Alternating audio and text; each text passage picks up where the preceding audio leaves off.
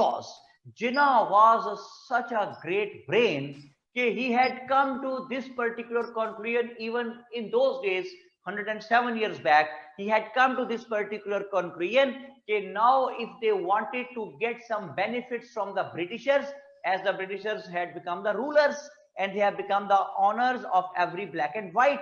So Jinnah had come to this conclusion that if they wanted to get any benefit from the Britishers, so what they would have to do, they would have to become united so that the Britishers would give some kind of advantages to the natives, Indians and Muslims and Sikhs, whatever. जी अहमद, ये बात समझ आ गई? ठीक हो गया sir.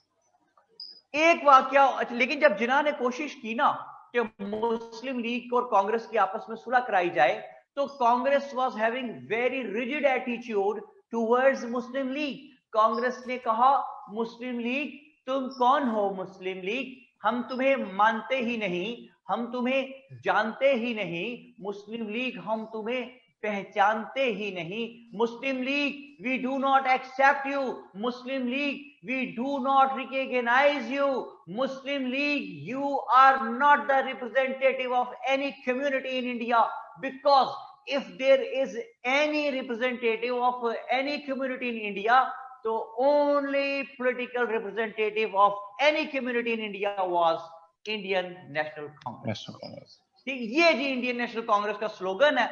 इसकी वजह से वो मुस्लिम लीग को कहते हैं कि मुस्लिम लीग हम तुम्हें मानते ही नहीं, हम तुम्हें जानते ही नहीं, हम तुम्हें पहचानते ही नहीं। We do not know you, we do not accept you, we do not recognize you, Muslim league तुम कौन हो? मुस्लिम लीग अजनबी, किस देश से आए हो, किस दिशा से आ रहे हो? अजनबी, क्या पश्चिम से पूरब की जानिब जा रहे हो? हम तुम्हें नहीं जानते। मुस्लिम लीग चारों ओर अंधेरा छा रहा था, शायद कोई घटना घटने वाली थी, कांग्रेस मुस्लिम लीग को नहीं पहचानती थी। ऐसे में जो घटना पेश आई वो क्या थी कि फर्स्ट वर्ल्ड वॉर बिगेन। ठीक हो गया। फर्स्ट वर्ल्ड, हसन अहमद क्या कह रहे हैं? और रेजरी में कौन था? क्या मुझे समझ नहीं आई बात हसन? सर वो कह रहे हैं रसोड़े में कौन था। कोकिला बैन बन गया ना वो। रसोड़े कौन था? वाह जी वाह। अच्छा, आपको कैसे पता है ये? अहमद को ये कह रहे हैं तो चैट प्राइवेट नहीं है? नहीं सर, वो व्हाट्सएप के ग्रुप में भी यही चलता रहता सारा दिन। अच्छा अच्छा, ग्रुप में भी लिख रहे हैं साथ, रसोड़े में कौन था? तो भाई कोई घटना घटने वाली थी और पूर्णमासी की रात थी भाई, जिस वक्त जो है फर्स्ट वर्ल्ड वॉर स्टार्ट हो गई थी। अच्छा, जब ये फर्स्ट वर्ल्ड वॉर स्टार्ट हो गई तो उससे क्या हुआ भाई? रसोड़े में वो कहते हैं जी अहमद था, वो खाना खाने गया था वहां पे कोई चीज। ओके, खुश रहा करें, हंसते खेलते रहा करें, दैट्स ग्रेट। तो पूर्णमासी की रात पे क्या हुआ Hasan? First world war start हो गई। अब जब फर्स्ट वर्ल्ड वॉर स्टार्ट हो गई, उसमें इंग्लैंड को जो है वहां पे अपने घर में मार पड़ रही थी, वीक हो रहा था इंग्लैंड। तो यहाँ पे हिंदूज जो हैं देवर क्विक इनफ, उन्होंने सोचा कि ब्रिटिशर्स को वहां अपने घर में मार पड़ रही है तो ये कमजोर हो रहे हैं, तो क्यों ना हम यहाँ इंडिया में भी इनको मारे पकड़ के कमजोर करें समहाउ इनको, और इनको मैक्सिमम बेनिफिट इनसे लेने की कोशिश करें या इनको उठा के बाहर फेंकने की कोशिश करें। दोनों सूरतों में स्ट्रेंथ चाहिए थी, ताकत, पावर। वो कहां से आएगी? वो आएगी यूनिटी से। यूनिटी कहां से आएगी? मुस्लिम्स को साथ मिला लो। मुस्लिम्स को जब साथ मिलाना है तो कैसे मिलाएंगे? मुस्लिम लीग के साथ पैक्ट बनाएंगे, लेकिन मुस्लिम लीग को तो वो जानते ही नहीं, पहचानते ही नहीं, मानते ही नहीं। Do not accept, do not recognize, do not, they don't know Muslim League. तो वो क्या करें? तो उन्होंने सोचा कांग्रेस ने वक्ती तौर पे कि यार जो जो डिमांड्स ये कहते हैं ना मुसलमान, वो मान लो, उनको मजे से मान ले। इस वक्त कहते हैं हाँ यार ठीक है, जब आपस में पैक्ट बना लेते हैं कि जितनी तुम सीटें कहोगे तुम्हें देंगे, सेपरेट इलेक्टोरेट तुम्हारा कायम रहेगा, 1/3 रिप्रेजेंटेशन भी तुम ले लेना, हम कोई एतराज नहीं करेंगे, तुम जनाब जॉब्स में कोटे भी ले लेना, हम कोई एतराज नहीं करेंगे। इस वक्त इनकी सारी बातें मान लो, इनको अपने साथ मिला लो और ब्रिटिशर्स को कमजोर कर दो, और जिस वक्त हमारी पावर आ जाएगी तो हम इनकी बातें, जो जो वादे इनसे किए होंगे उनको हम मुकर जाएंगे, उनसे बैकआउट कर जाएंगे अपने वर्ड से। तो उन्होंने 1916 में लखनऊ पैक्ट बनाया मुसलमानों के साथ। अगर आपको जहन में हो तो उस दिन मैंने जब ये कॉन्स्टिट्यूशन डेवलपमेंट का पूरा चेन बोर्ड पे लिखा था, तो मैंने लखनऊ पैक्ट को रेड डब्बे में डाला था, जिसका मतलब ये था कि यहाँ के जो 3 स्टेक होल्डर्स हैं, Britishers, the Hindus and the Muslims, ये आपस में इनमें से कोई 2 फरीक या तीनों फरीक बात कर रहे हैं, nothing is going to be implemented the way we put Shimla delegation in the box, कि वो कोई चीज इंप्लीमेंट नहीं हो रही थी। वो 2 स्टेक होल्डर्स, ब्रिटिशर्स और मुस्लिम्स, आपस में बैठ के बात कर रहे थे, प्लानिंग कर रहे कि नेक्स्ट कॉन्स्टिट्यूशन डेवलपमेंट दी जाएंगी तो उसमें क्या क्या चीजें मुसलमानों के लिए रखी जाएंगी। अहमद, याद आ गई ये बात? Yes sir. सर एक चीज पूछनी थी छोटी सी, कि जो कांग्रेस है उसमें भी तो कोई मुसलमान होंगे कोई ना कोई, तो अगर वो मुस्लिम लीग ही 1/3 रिप्रेजेंटेशन मतलब ऑफर कर रहे हैं, तो कांग्रेस वाले मुसलमानों के लिए भी 3/3 ऑलरेडी? नहीं, वो कांग्रेस के पैनल से जो आएंगे वो अलग लोग हैं, कांग्रेस जाने वो जाने। मुस्लिम लीग जो है, जो कांग्रेस में लोग नहीं थे, ये उनके लिए सीटें मांग रहे मुसलमानों के लिए, क्योंकि कांग्रेस में जो मुस्लिम थे उनका कुछ और स्कूल ऑफ थॉट था।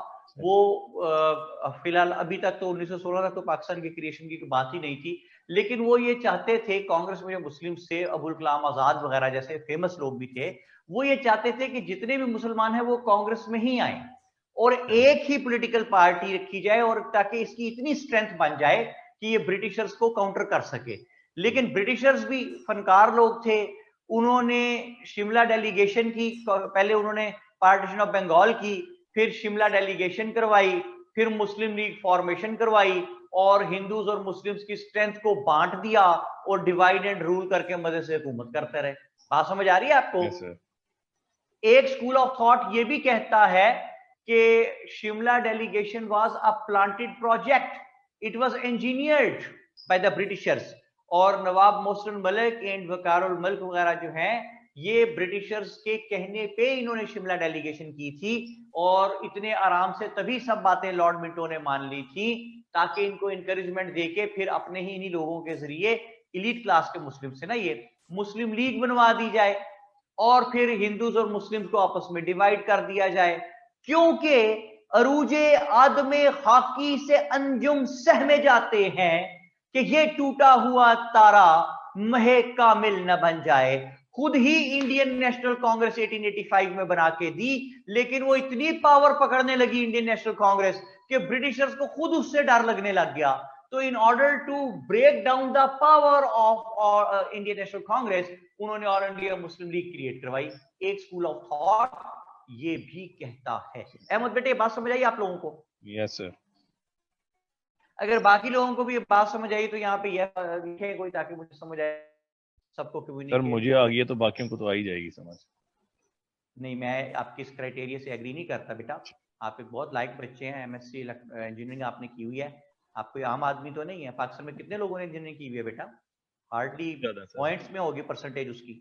तो आप तो डॉक्टर्स हैं, जो इंजीनियर्स हैं, और आप सारे हाईली क्वालिफाइड लोग हैं। आप तो हमारे मुल्क की क्रीम है ना बेटा, तो आप अपने आप को कभी भी अंडर एस्टिमेट ना किया करें, कोई भी आप लोगों में से।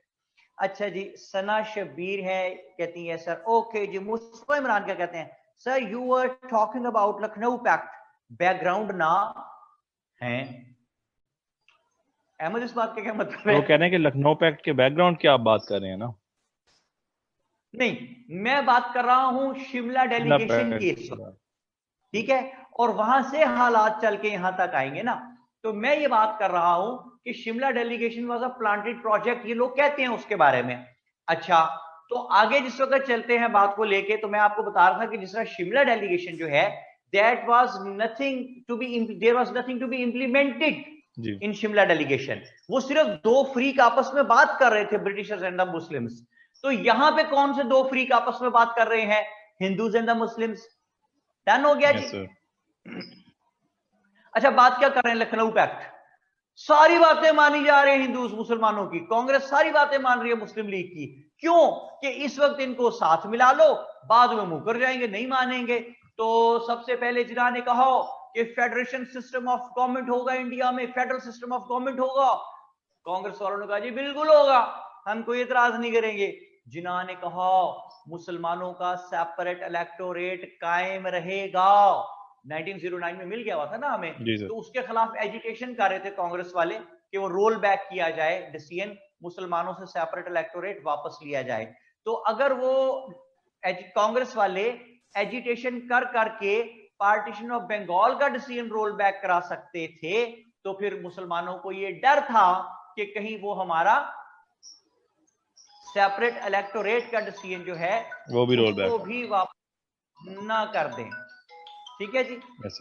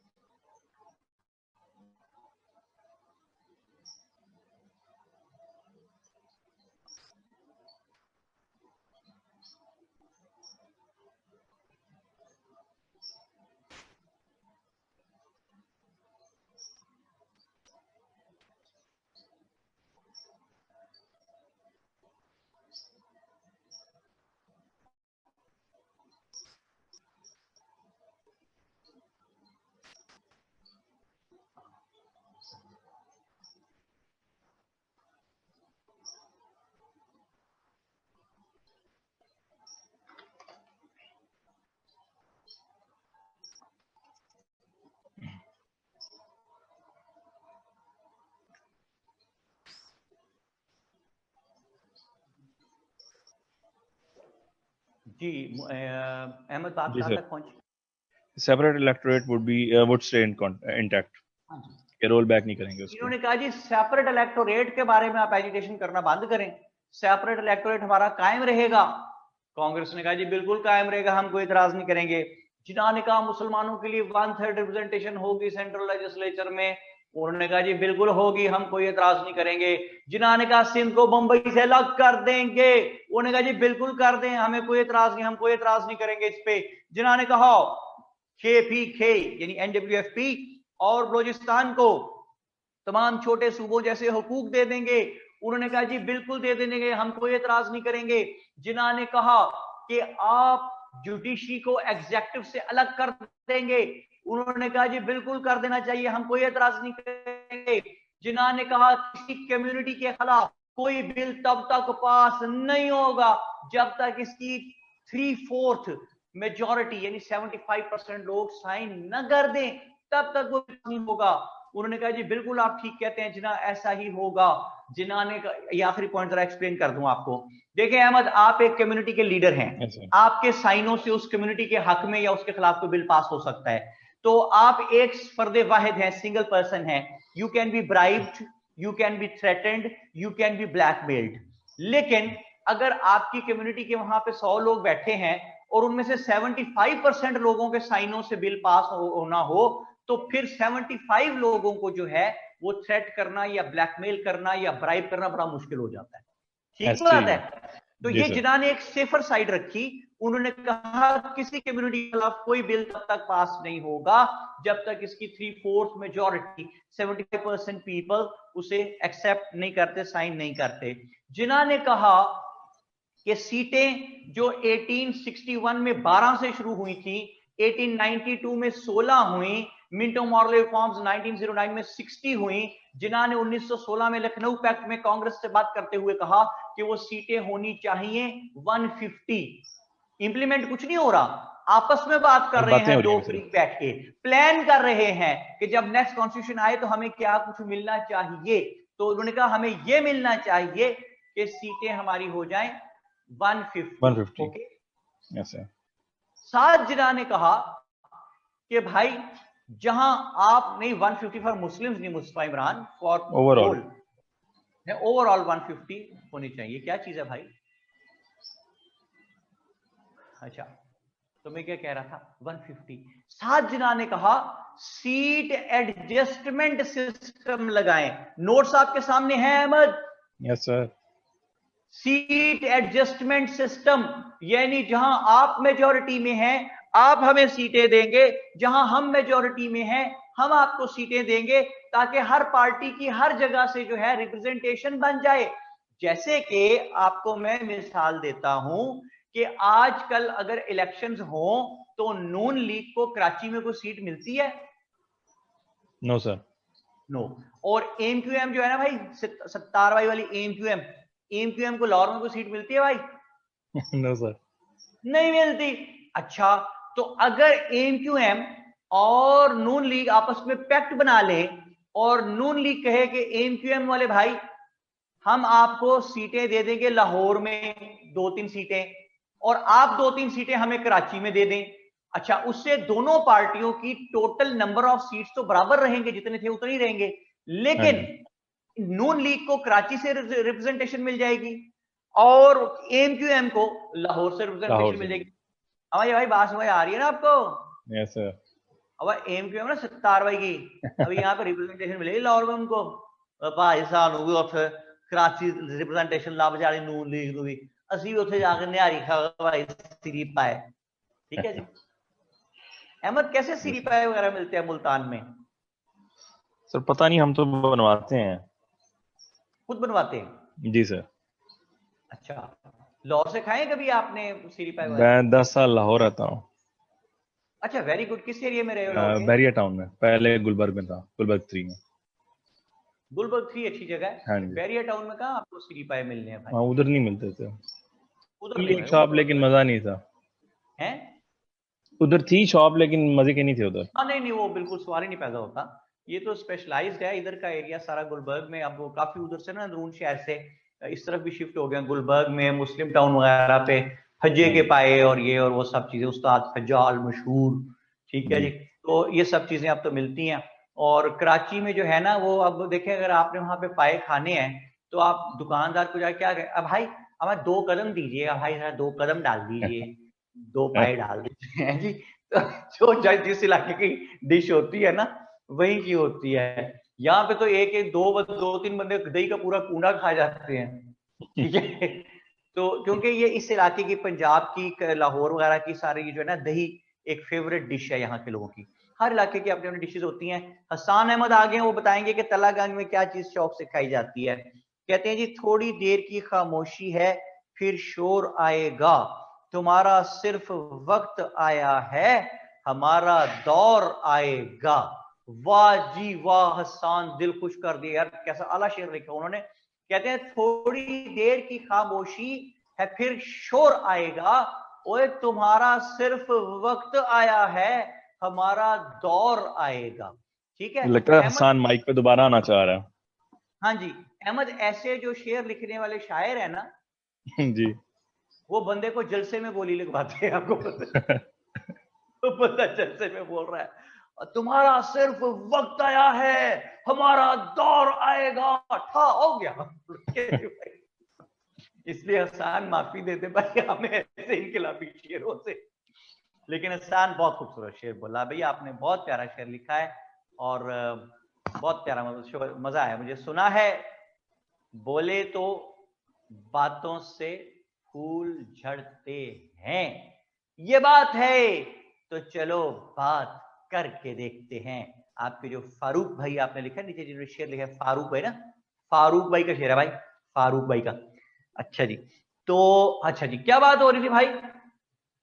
सीट एडजस्टमेंट सिस्टम आएगा। सीट एडजस्टमेंट के जहां आप मेजोरिटी में आप हमें सीटें दें, जहां हम मेजोरिटी में हम, जैसे कि बहुत ध्यान से मेरी बात सुने, कुछ और सोच रहे हैं वो सोचना छोड़ दें, मेरी बात सुने। बंगाल में मुस्लिम्स वर 53%, 53, और हमने कहा कि कांग्रेस वालों आप ले लो सीटें हमसे, 13% और ले लो, हम 40% पे एक्सेप्ट कर लेंगे। यानी 13% हमने सरेंडर कर दी। समझ आ रही है अहमद आपको? Yes sir. बंगाल में वी वर 55%, 55%, और हमने एक्सेप्ट कर ली 50%, 5% उनको दे दी। तो बॉम्बे में कितने थे हम अहमद? 20% थे। और कितनी मीटें मिल गई हमें सीटें? 33%। यानी जहां वो मेजोरिटी में थे उन्होंने भी हमें सीटें दी ना। तो आगे क्या लिखा हुआ है? मद्रास में वी वर 7%। तो सीटें हमें कितनी मिल गई अहमद? 15%। 15%। सीपी में वी वर 4%। 14% लिखा हुआ सीपी के। 14%। और सीटें कितनी मिल गई? 30%। 30%। और यूपी में वी वर 4%। हाँ जी, और 15% होगी बाद में। और सीटें मिल गई 15%। यानी जहां हम माइनॉरिटी में थे उन्होंने हमें कुछ सीटें दे दी, जहां वो माइनॉरिटी में थे हमने उनको कुछ सीटें दे दी। जैसे कि हमने बंगाल में 53% थे, हम 40% दे दी, बाकी उन्हें दे दी। पंजाब में वी वर 55%, हमने 50% ले ली, 5% उनको दे दी। तो इस तरह से क्या हुआ? इस तरह से ये हुआ भाई कि जहां हम रिप्रेजेंटेशन हमारी कोई भी नहीं थी या बहुत थोड़ी थी, हमें रिप्रेजेंटेशन मिल गई। जहां उनकी रिप्रेजेंटेशन थोड़ी थी उन्हें मिल गई। लेकिन अगर आप गौर करें तो the seats which the Muslims manage to get those proved worthless in the practical politics. देखिए आप एक जगह 4 लोग हैं 100 में से, you are having no say. Now you are 15%, again you are having no say. भाई 100 में से 4 की भी कोई वैल्यू नहीं, 100 में से 15 की भी कोई वैल्यू नहीं। अच्छा, जो सीटें उनको मिली उससे देखें क्या वर्थ बनी। बंगाल में वी वर 53%, हमने 40% मान ली, 13% उनको दे दी।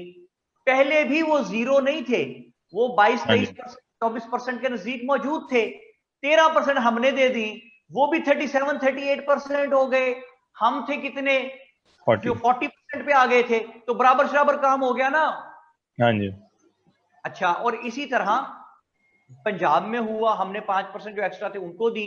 पंजाब में वो भी देखे ना, जो इंडियन पंजाब आजकल का है वहां पे बहुत सारे हिंदूज हैं, तो वो वहां पे भी एट पार हमारे आना शुरू हो गए। यानी जहां हम मेजॉरिटी में थे हम उनको एट पार ले आए, ठीक है। और जहां हम माइनॉरिटी में खुद थे वहां हमें जो सीटें मिली भी उनका कोई हमें प्रैक्टिकल बेनिफिट ना हो सका। उसकी वजह क्या है? वजह यह है कि चौधरी खलीकुज्जमान एक जगह लिखते हैं कि the Lucknow pact was the clear evidence of Muslim inexperience in the politics. Lucknow Pact was a clear evidence of the Muslim inexperience in the politics. सही। अलामा इकबाल वो बहुत सख्त खिलाफ थे जी लखनऊ पैक्ट के। अलामा इकबाल कहते थे बिल्कुल किसी किस्म का पैक्ट ये लखनऊ पैक्ट ना बनाओ। देखिए यहां पे दो बड़े ब्रेन सब कॉन्टिनेंट के आपस में कंट्राडिक्शन में नजर आ रहे हैं। अलामा इकबाल कहते हैं लखनऊ पैक्ट ना करो, इसका बहुत नुकसान पहुंचेगा मुसलमानों को। जिन्ना कहते हैं कि मैंने तो करना ही करना है लखनऊ पैक्ट, ठीक है। तो जिन्ना करके हटे Lucknow pact because Jinnah was the ambassador of Hindu Muslim unity. जबकि leaders like Allama Iqbal they were against Lucknow pact. Moreover ये मुस्लिम पॉलिटिकल अवेयरनेस की कंप्लीटली यहां पे हमें नजर आती है, इनएक्सपीरियंस इसका नजर आता है। एनीवे लखनऊ पैक्ट हो गया जी। Lucknow pact when it was made और हिंदू मुस्लिम यूनिटी क्रिएट हो गई बहुत ज्यादा, it is considered as it is called honeymoon period in between Congress and the Muslim League. तो ये जब यूनिटी इतनी हो गई तो अब अंग्रेजों को लगा डर ब्रिटिशर्स को कि यार इनकी तो यूनिटी हो गई है, तो इनकी यूनिटी को समहाउ जो है वो तोड़ना पड़ेगा। तो अब यूनिटी को तोड़ कैसे रहे हैं वो जरा आप अंदाजा लगाएं कि उन्होंने 1919 में 1919 में उन्होंने यहां पे दो बंदों को भेजा। एक पाई का नाम था जी मॉन्टीगो और एक पाई का नाम था Chelmsford. 1919 Montagu Chelmsford reforms. Ahmad एक पेज, ये जो चेन वाला पेज है ना जी सर, इसे एक पेज मेरा बेटा आगे करो। एक पूरे पेज पे सिर्फ मॉन्टीगो चैम्सफोर्ड रिफॉर्म्स नजर आएंगी आपको। है इसी पे है? हाँ जी इसी पे, अगले पेज पे। पेज नंबर ले ताकि सबको मिल जाए। पेज नंबर 43 है नोट्स का और पीडीएफ का 46। पेज नंबर 43 है जी नोट्स का और पीडीएफ का 46। यार ये पीडीएफ में फर्क क्यों होता है पेज में अहमद? सर वो पहले 1-2 पेजेस जो है वो इंट्रोडक्टरी से या जिसमें तस्वीरें बनी हुई हैं कायद आज़म इकबाल की, वो वहां से फिर फर्क आ जाता है। अच्छा, मैं उन्हें कहूंगा रिमूव कर दें वहां से, वो क्योंकि उससे कंफ्यूजन क्रिएट होती है बराबर होनी चाहिए, उसका कौन सा उसका कौन सा। चले जी, पेज 46 पीडीएफ का, 43 नोट्स का, ये आपके सामने मॉन्टेगो चैम्सफोर्ड रिफॉर्म्स का एक पूरा पेज है, सुन लें। मॉन्टेगो चैम्सफोर्ड रिफॉर्म्स एक ऐसी चीज है कि अगर मैं भी उसको किसी किताब से पढ़ूं ना अब, तो मैं पजल हो तो यार ये क्या मुसीबत है, ये क्या है, समझ नहीं आती। लेकिन वो इतनी आसान चीज है, मैंने एक पेज पे पूरे मॉन्टेगो चैम्सफोर्ड की कहानी लिख दी। कैसे? पहले तो ये याद रखिए कि मॉन्टेगो Chelmsford reforms first time ever सब कॉन्टिनेंट में लेके आया दो ऐसी चीजें जो पहले यहां पे कभी मौजूद नहीं थी। अहमद, कितनी चीजें लेके आया? 2 चीजें। दो कैसी चीजें? जो पहले यहाँ कभी मौजूद नहीं थी, पहले यहां पे मौजूद नहीं थी, नो प्रेसिडेंट। पहली मर्तबा यहां पे वो दोनों चीजें लेके आया मॉन्टेगो चैम्सफोर्ड रिफॉर्म्स। तो सबसे पहली चीज क्या है? Dyarchy system, DYRCHY, dyarchy system. इसको हम बाई कैमरल सिस्टम भी कहते हैं, इसको हम दो तही निजाम भी कहते हैं, 2 लेयर्ड सिस्टम। ठीक हो गया। यानी मैं जो लफ्ज बोलता हूं अहमद, उसका मतलब पे गौर, सारे गौर करें, मैं लफ्ज बोलता हूं दो। सेंट्रल लेजिस्लेचर्स, मतलब बताएं अहमद। सर लेजिस्लेचर के 2 हिस्से हो गए ना, क्योंकि लेजिस्लेचर्स हो गया वो सेंट्रल लेजिस्लेचर्स यानी सेंटर में लेजिस्लेशन करने वाले। हाँ जी।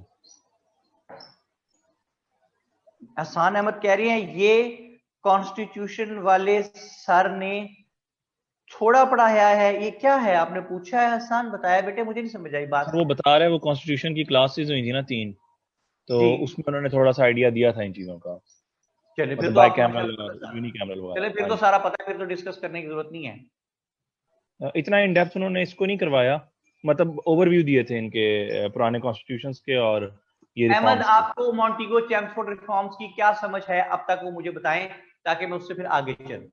जी सर यही पता है हमें कि अपर लोअर हाउस में डिवाइड करते हैं, जैसे यहाँ पे सीट्स वगैरह लिखी हुई हैं, वो वाली चीज उन्होंने नहीं बताई हमें। मतलब ये बताया था कि कौन सी गवर्नमेंट में बाई कैमरल था, कौन सी में यूनी कैमरल था, और इस तरह उन्होंने बताया प्रोविंशियल में उन्होंने जो है वो एग्जेक्टिव काउंसिल थी और उसके बाद मिनिस्ट्री वाली चीज डाली थी, और इस तरह की उन्होंने ओवरऑल बताई थी, मतलब ब्रीफिंग दी थी हल्की सी। ओके, मेरी बात सुने ध्यान से। मैं ये कहता हूं कि दो चीजें पहली मर्तबा लेके आया मॉन्टेगो चैम्सफोर्ड जो पहले यहां पे मौजूद नहीं थी, जिनमें से एक है by cameral system. Bicameral system को हम दो तही निजाम यानी 2 टियर सिस्टम यानी डायरकी सिस्टम भी कहते हैं। इसका क्या मतलब होता है? सेंट्रल लेजिस्लेचर्स, सेंटर में लेजिस्लेशन करने वाले, यानी दो हाउसेस होंगे सेंटर में, upper house and lower house. Okay, yes sir. फिर सुने जुमला, प्रोविंशियल लेजिस्लेचर्स यानी प्रोविंसेस में लेजिस्लेशन करने वाले, लेजिस्लेचर्स यानी प्रोविंसेस में भी दो हाउस होंगे, upper house and lower house. Okay, ठीक हो गया सर। अच्छा जी, अब सेंटर में जो दो हाउसेस हैं, upper house and lower house, वो कौन कौन से हैं भाई? अपर हाउस का नाम क्या है Ahmed? Council of the states. और लोअर हाउस का नाम क्या है? Legislative assembly. Legislative assembly. Lower house का नाम है सेंटर में। अच्छा, सेंटर के लिए उन्होंने सब्जेक्ट्स, सब्जेक्ट्स क्या होते हैं? पोर्टफोलियोज, यानी कौन कौन से शोबों को डील करना है। तो सेंटर में मैंने सब्जेक्ट्स लिखे हुए हैं, कौन कौन से हैं अहमद? ये defence, finance, foreign affairs, customs, post और telegraph, currency, communication. Currency and communication, ये सब्जेक्ट्स टू बी हैंडल्ड है by centre, by central legislature. Both the houses in the centre. Upper house और लोअर हाउस इनको deal करेंगे। जो अपर house है वो बनाया गया है फॉर 5 इयर्स। जो अपर हाउस है उसका जो प्रेसिडेंट है that would be nominated by the viceroy. जो अपर हाउस है उसमें सीटें रखी गई हैं 60। Okay, yes sir. अब जुमले जरा ध्यान से सुने, टेक्निकल चीज आई थोड़ी सी। मैंने कहा दो ऐसी चीजें हैं जो मॉन्टेगो चेम्सफोर्ड यहां पे पहली दफा लेके आया, उससे पहले मौजूद नहीं थी। तो एक तो बता दी क्या है, यानी 2 टियर सिस्टम, बाई कैमरल डायर की सिस्टम, ये तो बता दिया। दूसरी कौन सी ऐसी चीज है जो पहली दफा मॉन्टेगो चेम्सफोर्ड लाया और उससे पहले यहां मौजूद नहीं थी? तो वो चीज है आपकी सीटों में इलेक्टेड मेंबर्स की मेजॉरिटी। यानी सीटें हैं 60, तो बीच में से 33 इलेक्टेड। जी अहमद, समझ आई? यस सर, मेजॉरिटी जो इलेक्टेड मेंबर्स की होगी। हाँ जी, फर्स्ट टाइम एवर हुआ ये। उससे पहले हमेशा जो नॉमिनेटेड मेंबर्स थे ब्रिटिशर्स के अपने एतमाद वाले, वही ज्यादा होते थे। It had happened first time ever in the sub continent के इलेक्टेड मेंबर्स की तादाद बढ़ गई थी। तो इलेक्टेड मेंबर्स की तादाद बढ़ के उन्होंने 60 में से 33 इलेक्टेड मेंबर्स हैं जी, और 27 नॉमिनेटेड है। डन? Yes sir. इन 33 में से 11 मुस्लिम्स हैं। अहमद शाह। Yes sir. शाह जी, ये 11 क्यों? 10 होते या 15 होते, 11 ही क्यों? ये तो मुझे नहीं पता क्यों 11 लिया इन्होंने। नहीं, हमेशा मुझे आपसे इसका जो लिखेगा कोई नहीं जी। हाँ ठीक है सर, 1/3 मेजॉरिटी, ठीक है, समझ आ गया। वो 33 टोटल ये चीज, शाबाश, 1/3 हो गए ना यार, ग्रेट यार, वेल डन। तो साबित ये हुआ कि अगर आप अहमद, अगर आप अपनी उस चीज को जहमत दें जिससे आप बहुत कम काम लेते हैं, जिसको कहते हैं, तो वो फटाफट जवाब दे देते हैं। लेकिन उसको पूछे तो सही भाई, वो ऑटोमेटिक तो नहीं है। और वैसे भी जी ये जो दिमाग होता है ना अहमद, ये पैदाइश से लेके मौत के 15 मिनट बाद तक काम करता रहता है। पता है आपको इस बात का? Yes sir. और बंदा मर जाता है, दिमाग देख रहा होता है कि अच्छा है, काटर हो रहा है मेरे मरन से बंदा, लेकिन कुछ कर नहीं सकता, उसको मर गया होता है। तो ये है दिमाग, पैदाइश से लेके मौत के 15 मिनट बाद तक चलता रहता है। बस 2 मौकों पे इसको मौत पड़ती है। एक एग्जामिनेशन हॉल में, और दूसरा जब आपके कानों में आवाज पड़ती है कि फला बिन फला भाई वो इतने हक महर कबूल है, तो वही पे ये काम करना बंद करते, मौत पड़ जाती इसको, वरना बंदा बच सकता है। पूछे फर्रुख ज़ेब से जरा यार, अहमद शाह से ले इजाजत, जरा फर्रुख ज़ेब के पास चलते हैं, बेटे से बात नहीं बड़े दिन से। अहमद, नाइस टॉकिंग यू बेटा, thank you very much, God bless you, जीते रहो, सलामत रहो, बहुत सी कामयाबियां हासिल करो, बहुत सी दुआएं आपके लिए। अच्छा जी, कहां गया भाई फर्रुख ज़ेब?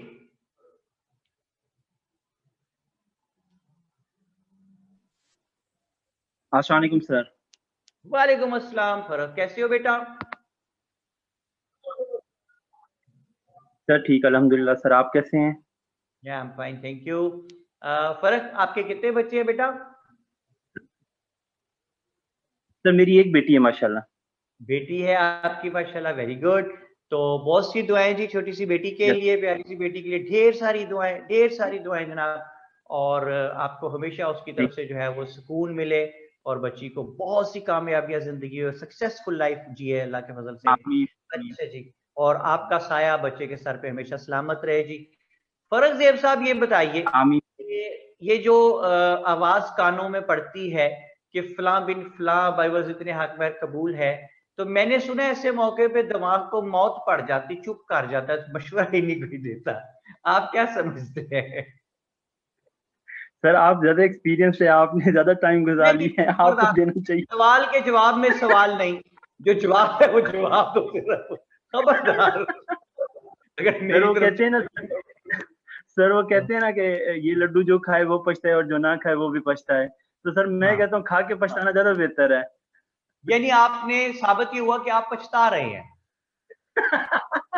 यही बात आपने की ना, कि आपने कहा कि आप बेहतर समझते हैं कि खा के पछताया जाए, तो आप पछता रहे हैं। अब मैं अपनी बेटी से बात कर लूंगा, आपकी वाइफ को मैं बता दूंगा कि बेटी ये कह रहा है कि ये पछता रहा है फर्रुख, ठीक है? फिर बेटे तू वाकई पछताना शुरू होगा, फिर तेरा वाकई पछताने का फेज शुरू होगा कि ये क्या पंगा लिया मैंने। बिल्कुल दुरुस्त फरमा रहे हैं सर। चलिए, गॉड ब्लेस यू, खुश रहो, हंसते खेलते रहो बेटा, it is simply in good humour. Allah पाक कभी आप लोगों की लड़ाई आपस में ना कराए, आप हमेशा ऐसे ही नीचे लग के डर के रहे, तो लड़ाई किस लिए हो रही है भाई? एक बंदा पहले ही डरा पड़ा है, तो लड़ाई क्यों होनी है? और वैसे भी लड़ाई बेटे वो होती है जिसमें दोनों फ्रीक बोल रहे हो, ठीक है ना? Yes sir. अगर एक फ्रीक बोल रहे हो वो लड़ाई तो नहीं है ना, वो तो डांट है। इसलिए मेरी अपनी बेगम से कभी लड़ाई नहीं हुई, क्योंकि मैंने आपको बताया लड़ाई में दोनों फ्रीक बोलते हैं। मैं बोलता ही नहीं भाई, मैं मासूम सा आदमी, चुप रहता हूँ, कभी मैंने किसी को कुछ कहा ही नहीं। क्यों फर्क से? तो भाई ये क्या कर दिया मुझे भाई, एडवर्ड भाई, ब्राइट करें, क्या कर दिया मुझे भाई? अच्छा जी, मैं क्या कह रहा था, फर्क से मेरे बेटे, यहां तक कहानी समझ आ रही है आपको पूरी? Yes sir, yes sir. मॉन्टेगो Chelmsford reforms first time ever यहां पे लेके आए हैं दो चीजें ऐसी जो पहले यहां पे मौजूद नहीं थी, जैसे कि बाई कैमरल सिस्टम, जिसको हम डायरेक्टली भी कहते हैं, टू टियर सिस्टम भी कहते हैं। तो सुने जुमले, सेंट्रल लेजिस्लेचर्स और प्रोविंशियल लेजिस्लेचर्स, मतलब सुने, सेंटर में भी दायर की और प्रोविंसेस में भी दायर की। फर्क क्लियर हो गई बात? Yes sir, clear. गुड। अब देखें कि सेंटर में हमने दो हाउसेस बना दिए, अपर हाउस लोअर हाउस, और सीटें भी मैंने आपको बताई इसकी 60 हैं, और 60 में से 33 इलेक्टेड हैं, 33 में से 11 मुस्लिम्स हैं। ये समझ आ गई बात आपको? Yes sir. अच्छा, उधर अगर आप लोअर हाउस में देखें, सेंटर में ऊपर लोअर हाउस सामने, जिसको हमने लेजिस्लेटिव असेंबली का है। फर्क? Yes sir. नोट्स है ना सामने? यस सर, नोट सामने है। ओके, इसमें 145 सीटें हैं, ठीक है सर? 145 टोटल है ना, 104 इलेक्टेड हैं, ओके सर, और 41 नॉमिनेटेड हैं, ठीक है? Yes sir.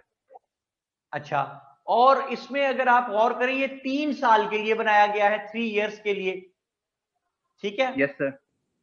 अच्छा, चाहे अपर हाउस है चाहे लोअर हाउस है, they can free to make legislation for whole of India, but whereas finance, defense, communication and church is concerned, तो उसके लिए कोई भी ये बात करेंगे तो that is required to be finalized by the governor general, ठीक है? फर्क?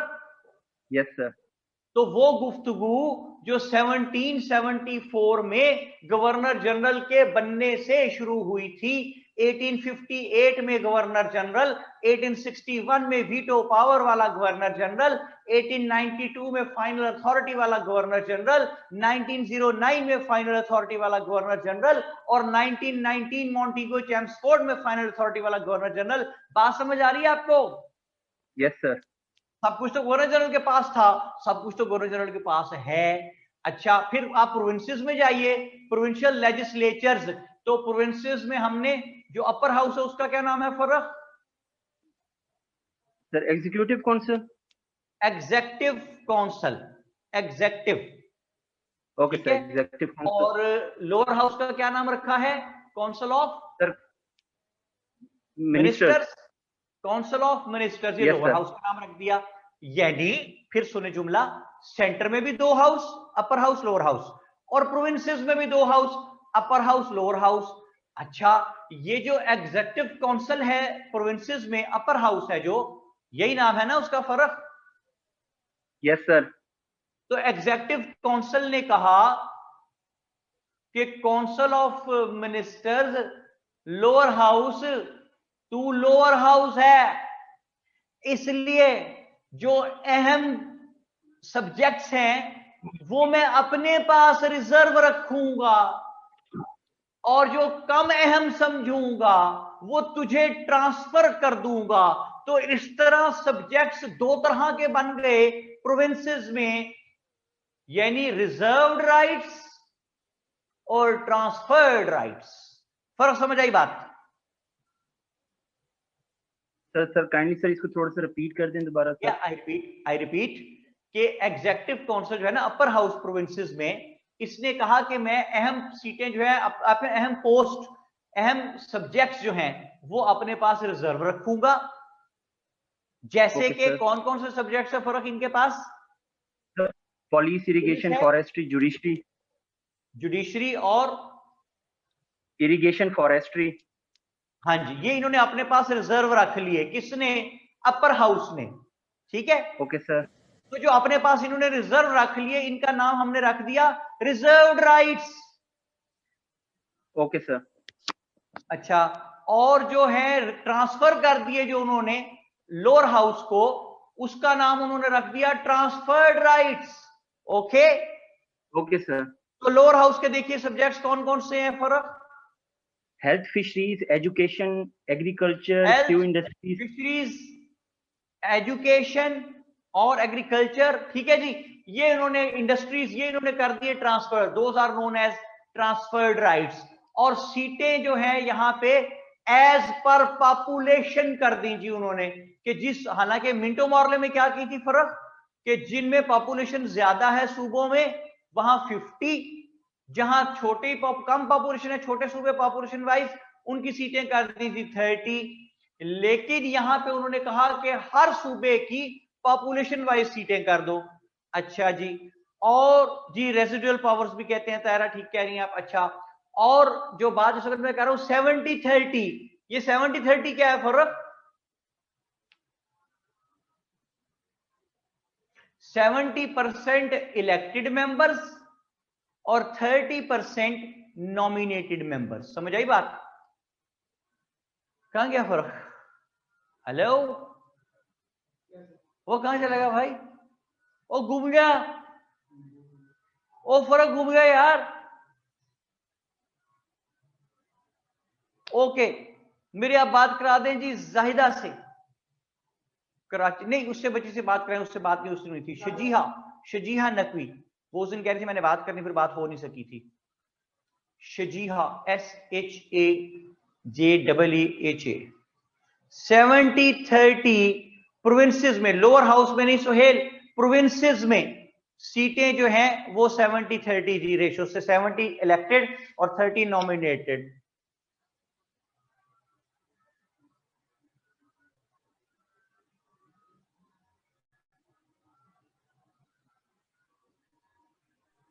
यार मेरी बात सुनिए, अमीर हमजा साहब, इतना समझदार बच्चा, क्या बात कर रहे हो यार? वो कह रहे हैं कि sir when they did it population based, didn't that nullify the clause of the Lucknow pact that ensured that Muslims were given seats in Hindu majority. यार मेरी बात सुने भाई, ये तो वो आपस में बात कर रहे थे ना, हिंदूज और मुस्लिम्स लखनऊ पैक्ट में इंप्लीमेंट तो नहीं कर सकते थे ना वो कोई भी चीज। ठीक है, और वो ब्रिटिशर्स की तो मर्जी थी ना, उन्होंने इनकी बातों में से कोई चीज वो माने या ना माने, ब्रिटिशर्स की मर्जी थी। या क्या बात कर रहे हैं जी? हेलो, कौन है साथ? हेलो, आवाज नहीं आ रही। अस्सलाम सर। अस्सलाम सर। ये तो शजिया नहीं हो सकती भाई।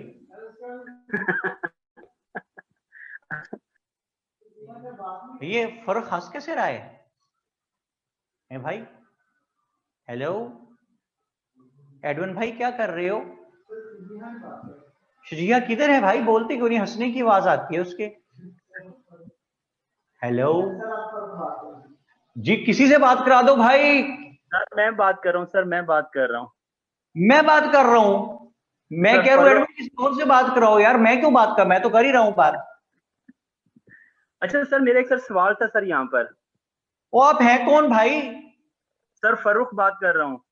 अच्छा फरूख जी।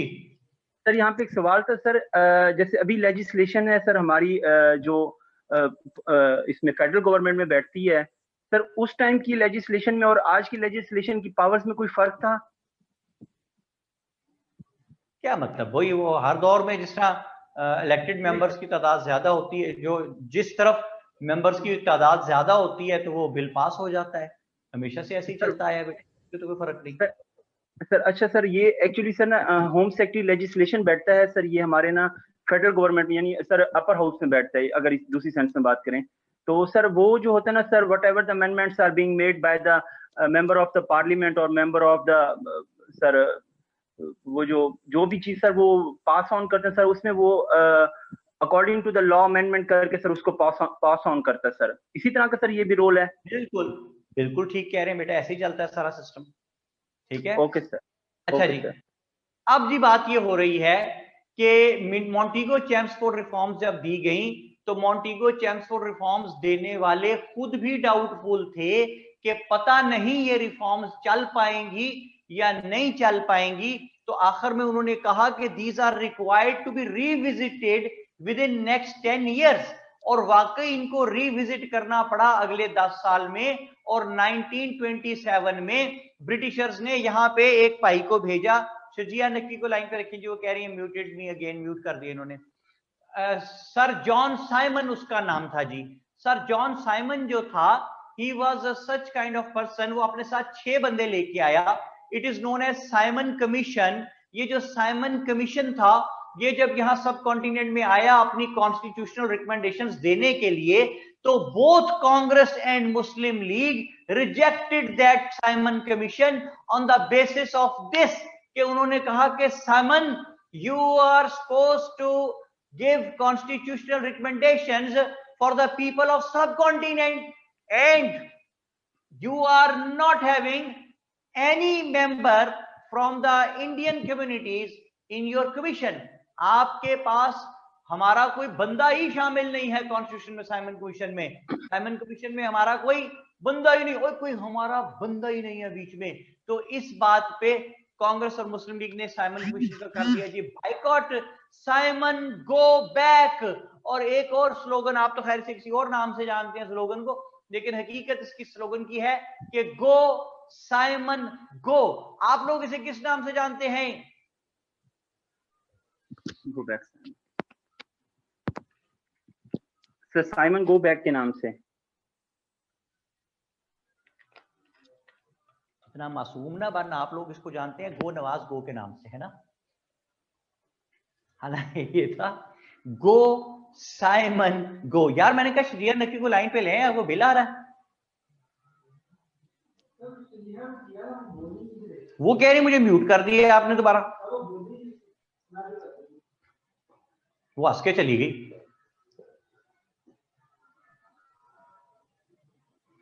अच्छा जी, मुस्वा इमरान कहते हैं गो न्याजी को, मोहम्मद अहमद कहते हैं गो इमरान को। यार इससे पहले भी था, आप लोग उस वक्त वो छोटे थे, गो मुशर्रफ को, यानी हम हर हुक्मरान को गो बीच में आगे पीछे गो लगा के बीच में उसका नाम लगा। जी शजिया हेलो, वो बोलती नहीं हो भाई, देखा शजिया? हेलो, पता नहीं जी, बंद करें जी। मेरी बात सुने ध्यान से, मैं क्या कह रहा हूं, मैं ये कह रहा हूं कि साइमन कमीशन में कोई लोकल आदमी शामिल नहीं था। इसकी बेस पे कांग्रेस और मुस्लिम लीग ने इसका कर दिया बाइकॉट। और साइमन कमीशन, साइमन इतना ढीठ आदमी था, ढीठ आदमी, वो फिर भी अपनी रिकमेंडेशंस दे के गया। क्या क्या रिकमेंडेशंस दे के गया?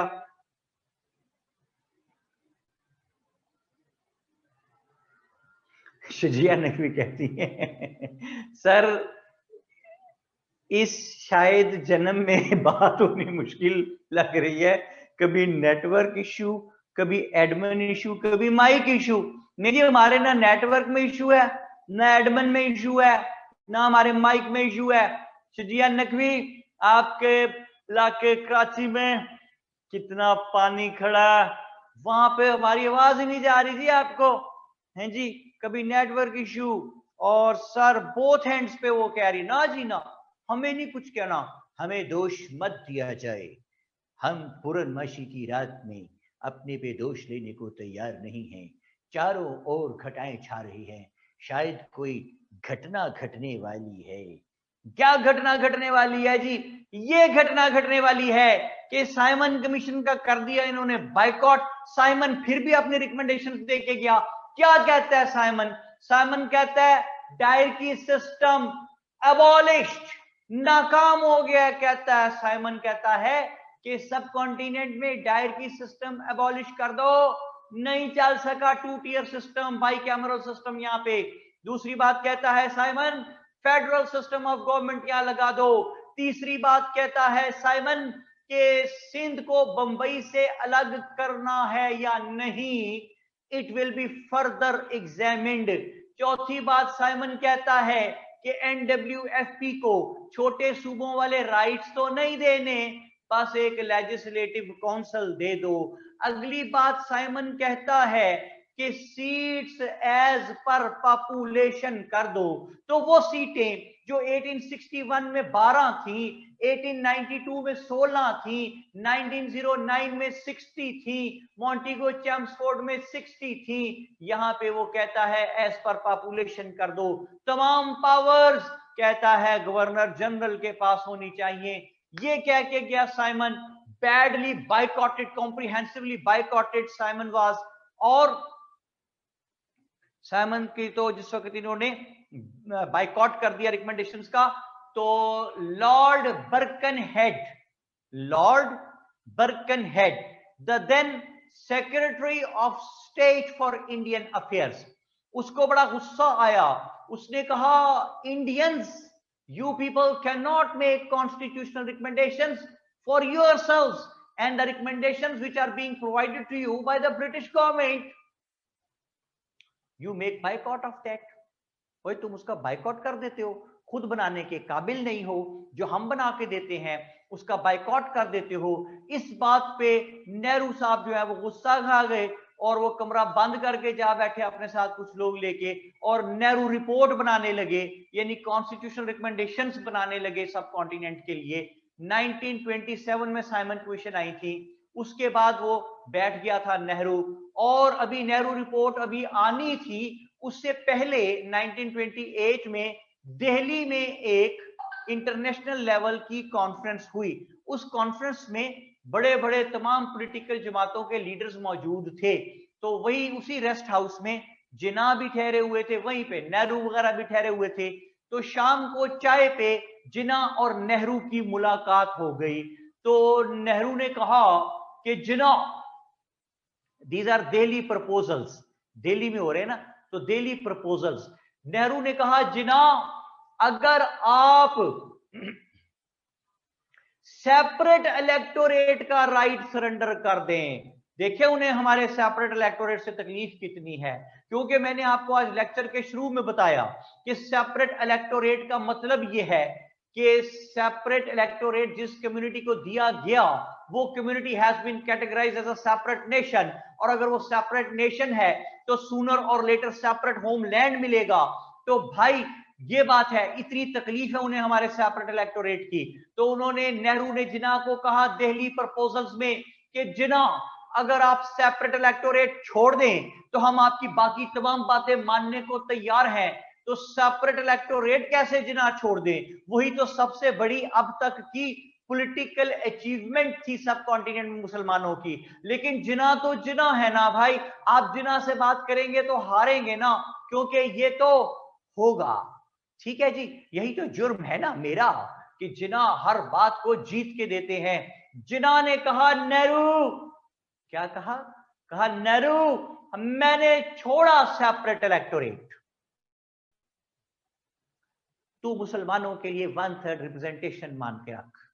नेहरू मैंने छोड़ा सेपरेट इलेक्टोरेट, सिंध को बंबई से अलग कर दे। नेहरू छोड़ा सेपरेट इलेक्टोरेट, एनडब्ल्यूएफपी और बलूचिस्तान को बाकी तमाम छोटे सूबों जैसे राइट्स दे दे। नेहरू मैंने छोड़ा separate electorate, seat adjustment Lucknow pact वाला कर दे। नेहरू मैंने छोड़ा सेपरेट इलेक्टोरेट, तू क्या कर दे, मुसलमानों के कोई किसी कम्युनिटी के खिलाफ कोई बिल तब तक पास ना हो जब तक उसकी 75% मेजॉरिटी साइन ना कर दे। नेहरू सोच भी नहीं सकता था कि जिन्ना सेपरेट इलेक्टोरेट सरेंडर कर देगा। जिन्ना ने सेपरेट इलेक्टोरेट सरेंडर कर दिया। Nehru was shocked and Jinnah rocked. ठीक है जी, जिन्ना ने जिस वक्त सेपरेट इलेक्टोरेट छोड़ दिया तो नेहरू अब मजबूर हो गया, क्योंकि खुद ही तो ऑफर दी थी कि सेपरेट इलेक्टोरेट छोड़ो, बाकी तमाम बातें मानता हूं। तो नेहरू फंस गया, क्योंकि हिंदू एक्सट्रीमिस्ट ऑर्गेनाइजेशंस ने नेहरू को कहा कि नेहरू तुम होते कौन हो मुसलमानों के साथ किसी भी किस्म का पैक्ट बनाने वाले, हम तुम्हारी किसी बात को नहीं मानेंगे। तो नेहरू अपना वादा पूरा न कर सका। इधर क्या हुआ, मुसलमान भी लड़ पड़े आपस में जिना से। उन्होंने कहा जिना हमने इतनी मुश्किल से लड़ झगड़ के 1906 में शिमला डेलीगेशन करके इसकी दाग बेल डाली सेपरेट इलेक्टोरेट की, 1909 में मिंटो मॉर्ले में हमें मिला, ये अब तक की पॉलिटिकल अचीवमेंट है बेस्ट पॉसिबल मुसलमानों की, और तुमने सेपरेट इलेक्टोरेट सर्डर कर दिया जिना, हम तुम्हारी बात नहीं मानते। तो मुस्लिम लीग भी आपस में लड़ पड़ी, मुस्लिम लीग जिना ग्रुप अलग, मुस्लिम लीग फजल ग्रुप अलग, यूनियनिस्ट पार्टी पहले ही अलग थी, मजलिस अहरार पहले ही अलग थी, जमीयत उलमा हिंद पहले ही अलग थी। तो मुसलमान टुकड़ों में बट गए। ऐसे में आई 1928 में नेहरू रिपोर्ट। नेहरू रिपोर्ट के बारे में मौलाना मोहम्मद अली जौहर एक जगह लिखते हैं कि when I was young I used to play the prey of rabbits with the help of my bloodhounds, और वो कहते हैं कि मेरे ब्लड हाउंड्स जो हैं वो शिकार का खरगोश का वो हशर नहीं करते थे जो नेहरू रिपोर्ट में नेहरू ने मुसलमानों का किया है। तो जब नेहरू रिपोर्ट में नेहरू ने मुसलमानों का हशर बघेर दिया तो ये तमाम मुसलमान जो आपस में लड़े हुए थे ये वापस एक प्लेटफॉर्म पे इकट्ठे हो गए। नेहरू क्या कहता है, नेहरू कहता है मुसलमानों के लिए separate electorate not recommended, not allowed, नहीं होना चाहिए। मुसलमानों के लिए 1/3 रिप्रेजेंटेशन नहीं चाहिए, मुसलमानों के लिए जॉब्स में कोटे नहीं चाहिए। वो कहता है कि मुसलमानों को जहां बहुत मेजॉरिटी में है वहां पे इनको 1/3 नहीं 1/4 दे दो सीटें। वो कहता है हिंदी को ऑफिशियल लैंग्वेज बना दिया जाए। तेरी तमाम बातें हिंदूज की। तो मुसलमानों को ना सेपरेट इलेक्टोरेट से सीट मिले, ना 1/3 रिप्रेजेंटेशन मिले, ना जॉब्स में कोटे मिले, जहां बहुत मेजॉरिटी में है वहां 1/4 सीटें मिले, हिंदी को ऑफिशियल लैंग्वेज कर दो। तो मुसलमानों को क्या मिला, मजीद जुल्म ये किया नेहरू ने कि उसने इंग्लैंड तक ये पैगाम भिजवा दिया कि congratulations, constitutional crisis in the subcontinent have come to an end in the form of Nehru report, and now the constitutional recommendations have been given in the form of Nehru report. फौरी तौर पे जिन्ना ने इस पे action लिया और England में भी बताया कि भाईजान कोई कॉन्स्टिट्यूशनल क्राइसिस खत्म नहीं हुए, chaotic situation is still there। जिन्ना ने कहा मुसीबत अपनी जगह कायम है, डेडलॉक अपनी जगह कायम है। We make comprehensive boycott of Simon Commission and of Nehru report। और फिर जिन्ना ने दिए अपने 14 पॉइंट्स जो कि मैग्ना कार्टा कंसीडर होते हैं, लिखे हुए हैं आपके सामने। जिन्ना ने कहा फेडरल सिस्टम ऑफ गवर्नमेंट होगा, जिन्ना ने कहा तमाम कम्युनिटीज को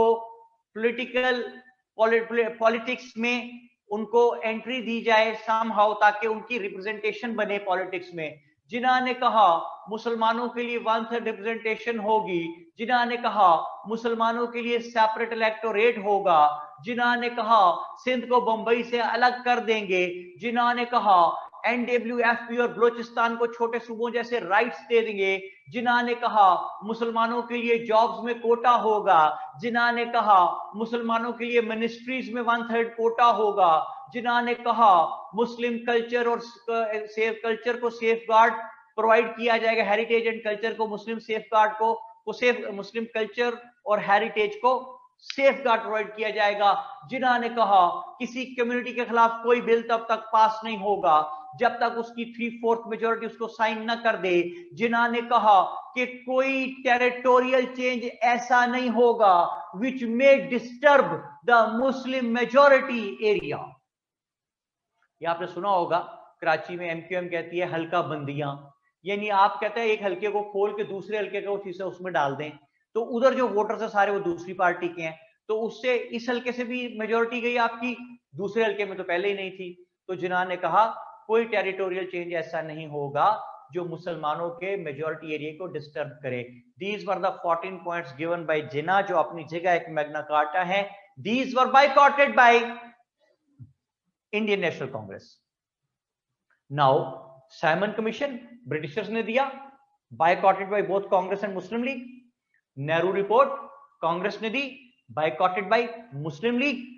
14 पॉइंट्स मुस्लिम लीग ने दिए, बायकॉटेड बाय इंडियन नेशनल कांग्रेस। तो डेडलॉक क्रिएट हो गया कॉन्स्टिट्यूशनल रिकमेंडेशंस में। तो जब इतना डेडलॉक क्रिएट हो गया तो Jinnah wrote a letter to the then prime minister of England, his name was Ramsay McDonald.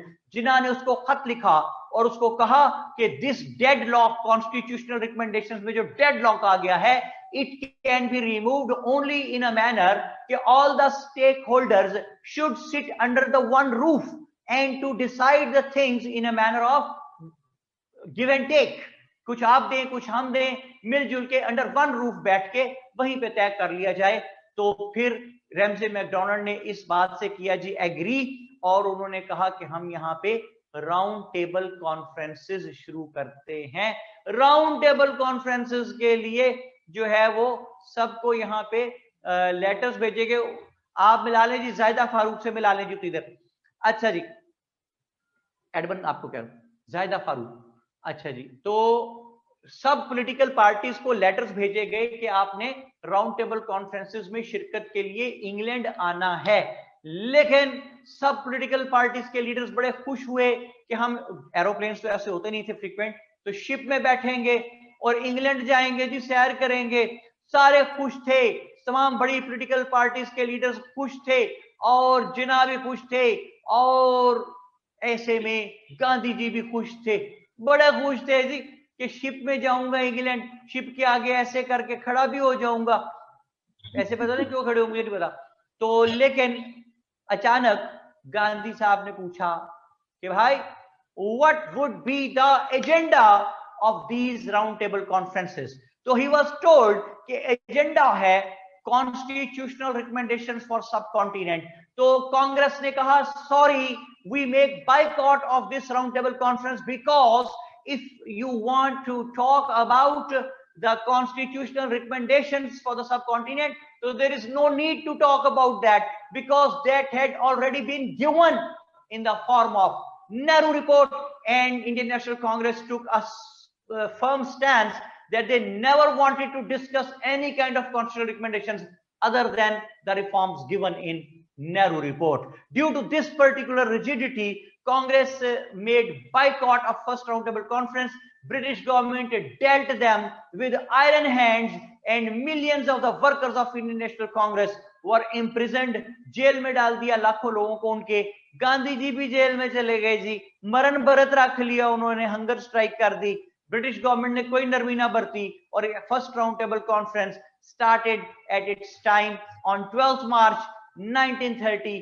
Round table conferences में क्या हुआ, रन डाउन नोट करें जी एक साइड पे फटाफट। फर्स्ट राउंड टेबल कॉन्फ्रेंस, दूसरी चीज लिखें